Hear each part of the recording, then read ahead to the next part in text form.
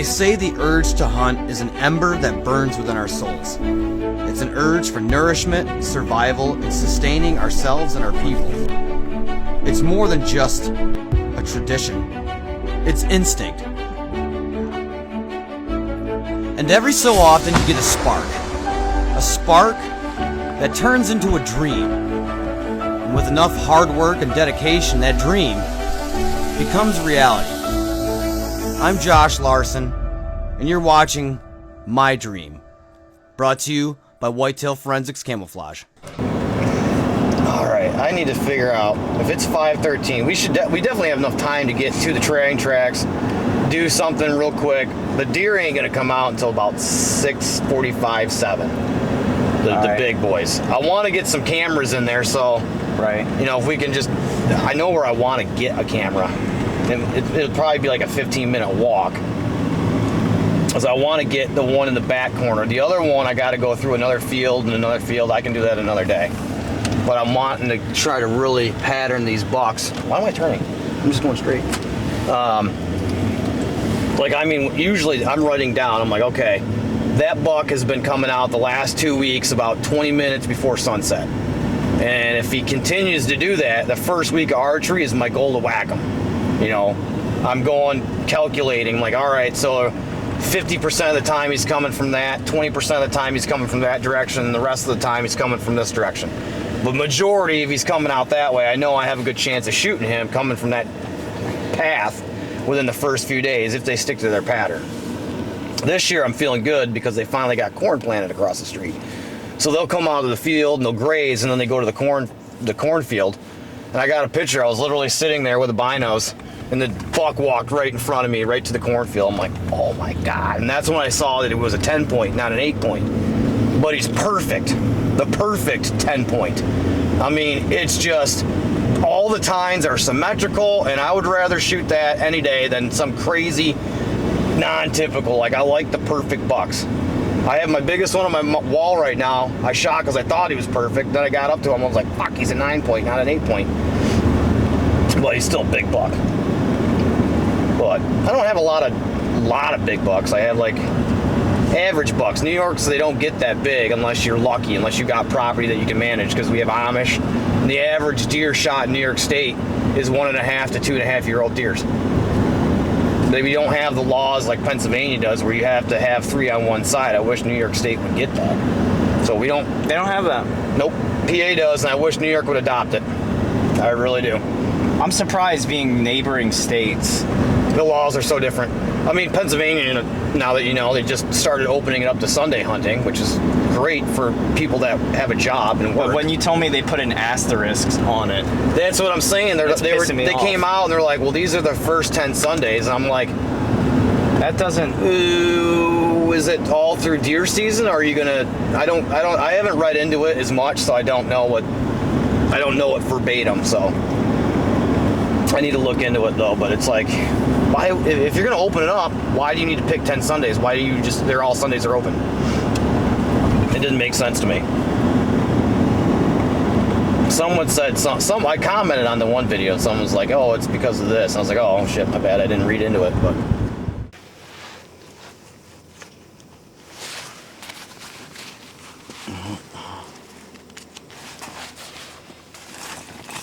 Alright, so if you're rewatching this is all just for slow-mo. Alright, now do one, take the mic off. I'm gonna keep rolling. oh crap, I forgot that was even on. No, it's okay. I wanted it on, but now just act like you're grabbing stuff.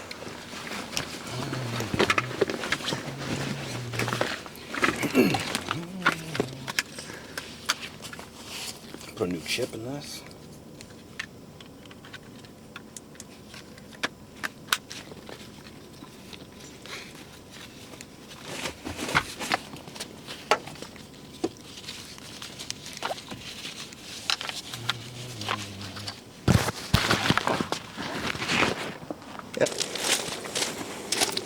This is all in 60p, by the way, so you can slow this down too. Perfect. Yeah, we're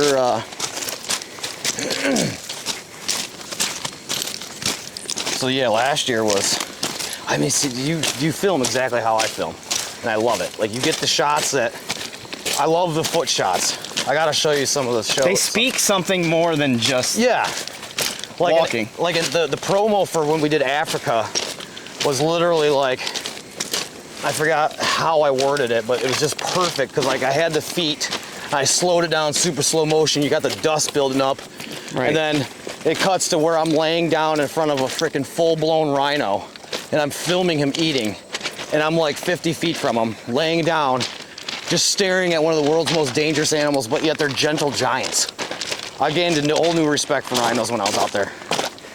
It was just, I almost moved to Africa. I thought about it.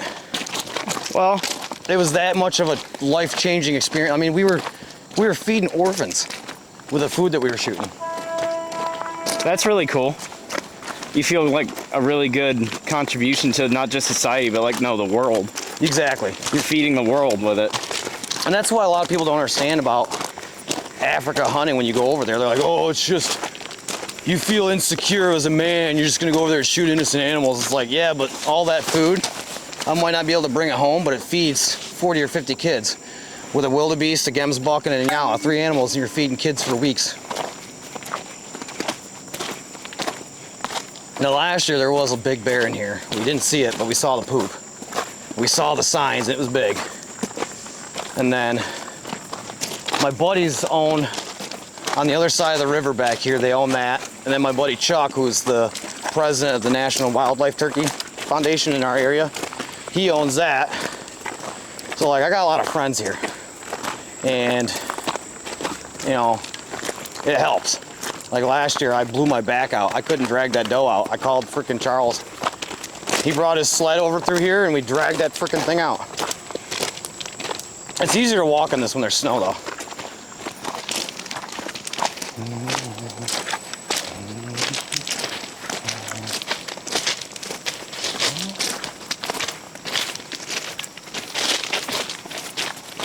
You might get a couple wildlife shots of like the doe. There's another big doe in here, but I don't want to shoot another doe back here. I'm only after a buck if there is one in here. I got basically three New York properties that I hunt, that's it. This is one because it's right down the road from my house. So when I'm working, I get home at 4:15. I can basically just get in the shower, throw the dead downwind, wash down, get my camo, and I'm here in 5 minutes and I'm hunting. So this is why I like this property. It's close to home. Weekends, I go up to by my dad's house. It's private property, but I have permission to hunt it. It's where I shot my biggest deer. And then I got a couple other state land properties that I hunt.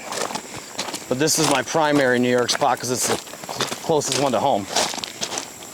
And we're here in, this is Falconer, New York. This is where I grew up, went to school.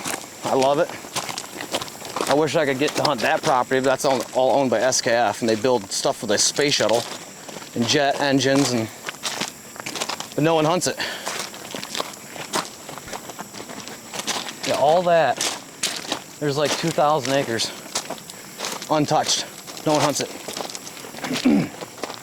And occasionally, them big boys come over here. You know what's nice about the railroad tracks? If you got a poop, just drop right down and dump it right in the river. It's the perfect toilet. All right, switching to regular 24p cinematic. Get back to Might get a little eaten up back here with the mosquitoes. We'll see what happens. It is a swamp. But all that swamp, no one's coming back in here to hunt. I only know of 2 people that's coming back here to hunt.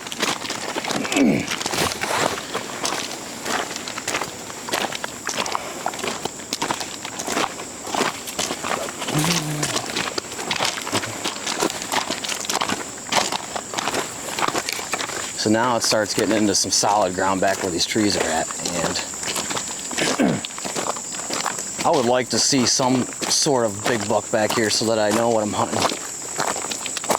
Not today, but that's why I got cameras all through here. And that way I also track who's coming in scouting as well. I got one other guy that comes back here and scouts on the front of his, so We have a mutual agreement, like if you see each other's truck, don't bother us. But we're both after the same buck. Last year it was a 10, and he was still growing, so who knows what he is this year.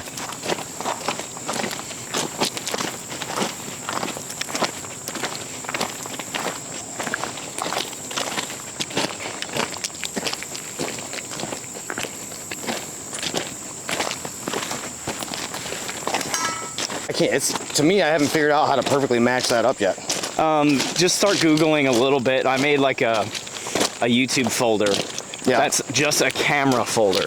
And if Okay. it's a little tip that I might forget, I put it in a playlist so I can rewatch it. Nice. I have so many playlists, especially on Instagram. Like, you know how you can save it and make your own categories? Yep. Like outdoor tips, like knots, rope knots and stuff. It's a cool bridge. It is pretty cool. Some of the spots you gotta kind of walk on where the rails were, Okay. because the wood's old. That's why they built that newer one. Made that way better.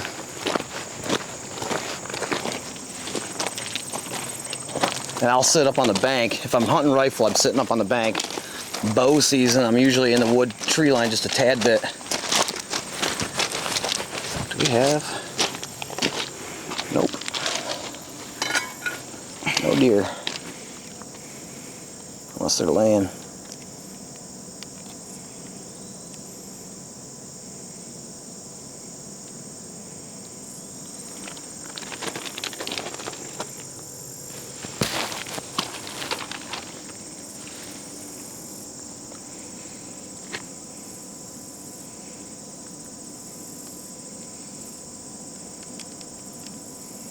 Oh, this is a bird. I seen some tan moving, but it's just a bird. Dumb.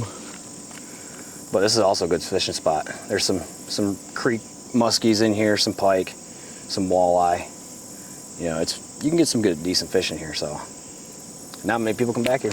So if you ever want to come up here and fish and not be bothered, right here the river is perfect.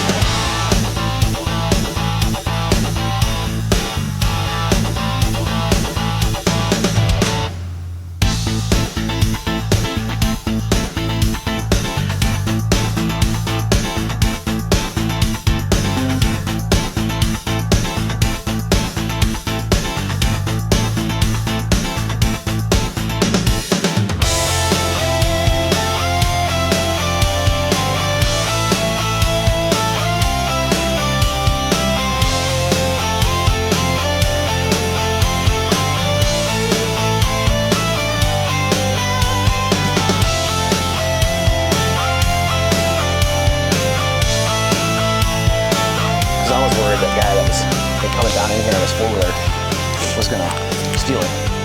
If he was up to something shady, why would he want to be on camera? But you can see that dead tree kind of back there behind the greens. Yeah. That's where my camera's at. All some good stuff, but no one comes back here. You gotta walk all the way down the tracks. And I've never ran into anybody yet hunting back here, so. And after it snows, the weeds are kind of down, so like when the deer come out, you can actually see them. Right now, that grass is about chest high. But there was a rub back there last year. I mean, it was 2 foot long. I'm like, that's a good rub. So, what freaking did, I mean, the fishing here. The water's a little murky today, but you can definitely catch some slobs in here.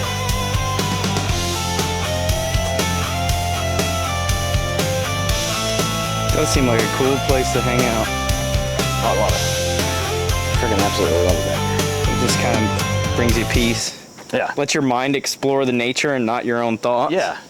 I mean, Like, why did they build that bridge? Why did they put the rivet there? All that kind of stuff. Yeah. Yeah. I mean, how much is hunting like meant for your mental health? Hunting's what saved me when I got out of the military. Just the peace of being outside. Like, I was an angry guy when I got out. Nothing, everybody crashing in your lane. So the military had order. You knew your place in the world. You get in the civilian world and you're just like, stay away from me. Stay here in your own lane. Like, let me do what I'm trying to do. And just, in the woods, there is none of that. It's just you, nature, and just quiet. Like, you can escape in your own thoughts, but in a positive thought. I think. And you can get distracted by binoculars. Well, I'm looking for fish. I'm pretty sure I just saw one swim down over by that log. You got gar in here? Yes. Oh, yeah. Catfish, I'm sure. I haven't caught one yet, but I know they're here. If you go further up, this is the Conewango. If you go further up, no, this is the Chattacoin, I think. Chattacoin, yeah, this is the Chattacoin. Goes into the Conewango. Conewango's got some monsters in there. All right. So what's the, I liked your mission for Primitive Patriot Outdoors. What was it again? Our mission is bringing the outdoor community together through various, media outlets and different events, pretty much, like the Western New York Walleye Classic, the Heroes Hunt, which is me taking out disabled veterans and stuff and getting them in, back out in the outdoors. Our hunting for the homeless. So it's we do a lot for the community as well. And then we have the TV shows kind of educating. It's not really part of Primitive Patriot Outdoors, but I'm a New York State safety hunter instructor, so I'm always teaching. And then I offer, people like, hey, check me out on Facebook or our show, and you might learn some more about hunting. Like, because I talk about, all right, how I'm tracking deer, like, or why I'm doing what I'm doing. Like, when I shoot, if let's say I shoot one of these bucks that I've been watching, now I can go into the episode and it shows me setting up the cameras, shows me scouting out deer, because I'll do a lot of filming with my phone, like, hey, we're out here, it's August 15th or whatever date it is, and we're just out here scouting deer, and I get to explain that, so people might be able to learn. That's how I learned, by watching different videos. That's kind of what Primitive Patriot's all about. Like, we don't have products to sell. We're just trying to bring the outdoor community together, like the fishing tournament. It's awesome, because all these guys, after the tournament's over, you're hanging out and you're having fun and you just have a few beers and all that stuff, so. Right on. And the future plan is, for now, a lot of social media or content creation, and yes. People that have a small channel should definitely get Primitive Patriot Outdoors on Roku. For what reason? So PPO TV is it's a streaming channel, like the Pursuit Up or the Outdoors channel, but we don't have ridiculous costs to be on there. At first we tried to make it free, but we just couldn't make it free for the content creators. So the app is free to download for anybody that wants to watch it. Well, the money's got to come from somewhere. I was like, so how much money do we need where we're not making really a profit, but we're keeping the app up so that's still being able to be streamed? And it's $50 a month or $600 for the year, which if your show is that good, or you're still building out and you're getting some small sponsors, like, there's a cost that you can try to get a sponsor to pay for. Like, hey, this is the viewership we got. You're averaging 200-300 hours of viewership each week. Boom. Now your sponsor's like, yeah, so my ad's gonna get played in your TV show. And right now the shows are playing a couple times a day, several times a week. So you're gonna get the viewership from that sponsorship. So you can go to that sponsor like, hey, here's an avenue where your ad's going to be seen. Now they have some bargaining with their sponsors because we don't control the ads. If you want whatever your sponsor's ad is in your show, feel free. We don't limit that. We add our own ads between shows. That's basically it. So we encourage people to find the sponsors. But we have some heavy hitters that are bringing in a lot of views as well, like Montana Wolf Trapper. That's Paul Anzek from the Mountain Men's, the History Channel's Mountain Men show. He brought in tons of viewership because his YouTube show is now on PPO TV and was the #1 show for the last 4 months. I mean, he was getting, people were just going to PPO TV to watch his YouTube show. So you have those big guys that are going to bring in views, and if people are watching like, well, what else is on? Oh, let me just check out this. Oh, wow, I like these guys. You can gain viewership.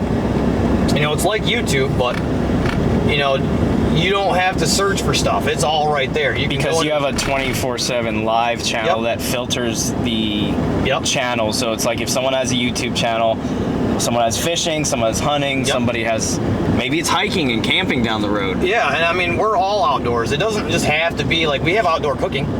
The Hunt Chefs was a big show on PPO TV, and Hunt Chef is huge. I love it. Small. It looks like a small 6 maybe. But he's literally laying right next to that bush. I'll try to get it on the camera in a sec. You can even crop this. Okay, this camera's so good if you crop it like crazy, it'll come out perfectly clear. That's crazy. He just flopped his ears. I can do this, and I can spot a fishing line from this far away. Oh, really? In this camera. Is that fully zoomed in or no? It is, Okay. but you can crop it down even more. I'll show you in a Yeah, second. the 4K is wild. This can go to 8K.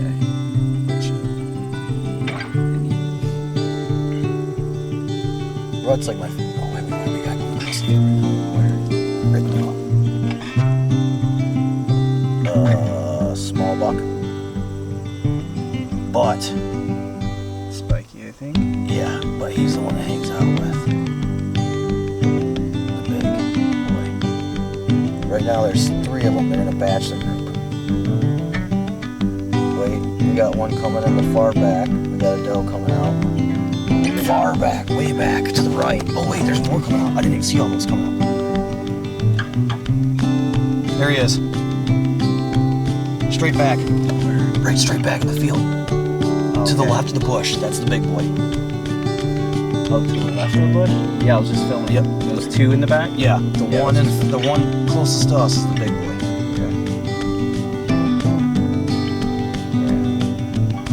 That is the 10 that I'm after.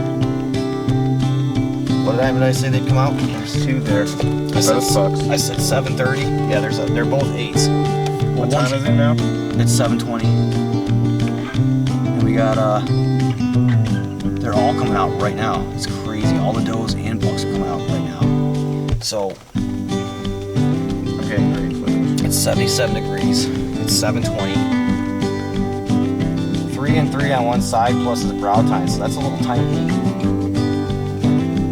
Unfortunately, he'll probably get shot this year. Because he's got 3 on one side. What's that? Is that little? Oh, yeah, she's just loving it. She's showing off her Oh, tail. yeah. That's what she's doing. She's hot and ready and single.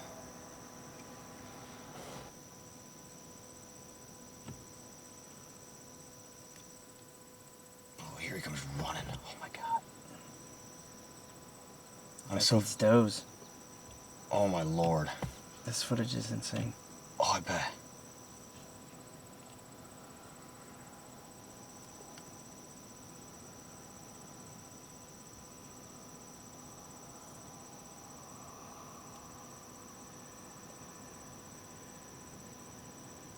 There's frickin'. Yeah, see how they all go to the middle? Mm-hmm. That's why I wanted to hunt. Like, I wanted to So sit- they sleep there, you think? Yeah, like the one night they all laid down like right there in the middle. So those Yeah, because two. look, the 2 on the left are getting half hidden because of the mound right now. Mm-hmm. Well, I can see your wreck, buddy. Yep, that's the target. Oh my God. That's the money shot. Oh yeah. I just got it. in 60, so you can slow it down and croak. It's gonna be stupid. Dude, you know how tits it would be if you were here filming me shoot him? It's tits now. I know. But he's got like cool brow tines. They almost like they kind of go up and split out. But they're still symmetrical. Like for a Boone and Crockett score, that's perfect. But that's not why I want him. I like that just perfect look. He's got thick tines. Yeah, he does.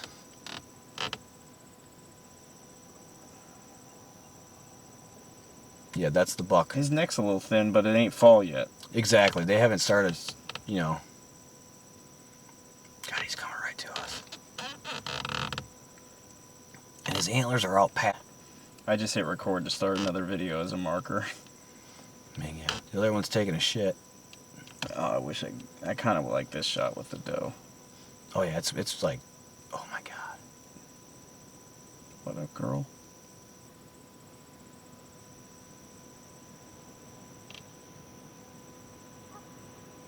Yeah, that's my boy.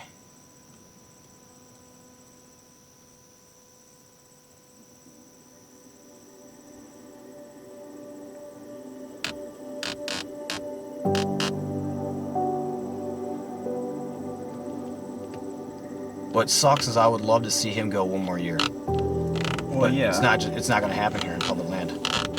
That's why you better take him versus somebody else. Yep.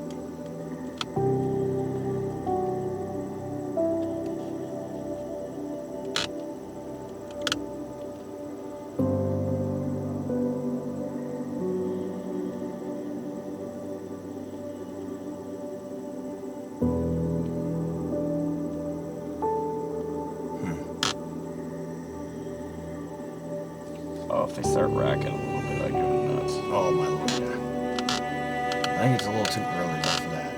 Yeah, but their heads got close and they're buddies, so I wonder if they ever do get tiffs. Oh, they will.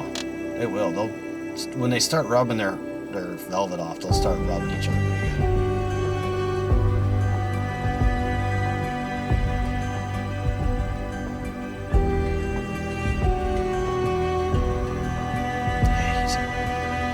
He's looking right at us.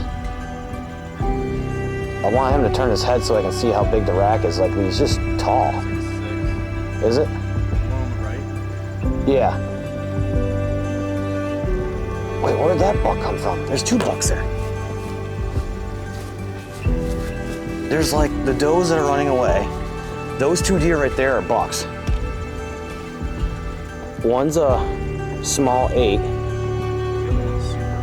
That's what I'm looking at. Like, where'd he come from? I haven't seen him yet.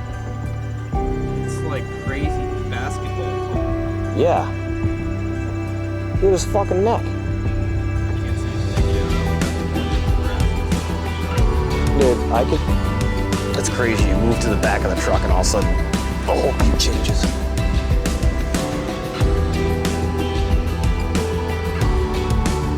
Alright, I know where they went though. There he is. 1, 2. He's an 8. Just stupid tall. Yeah. Just absolutely crazy.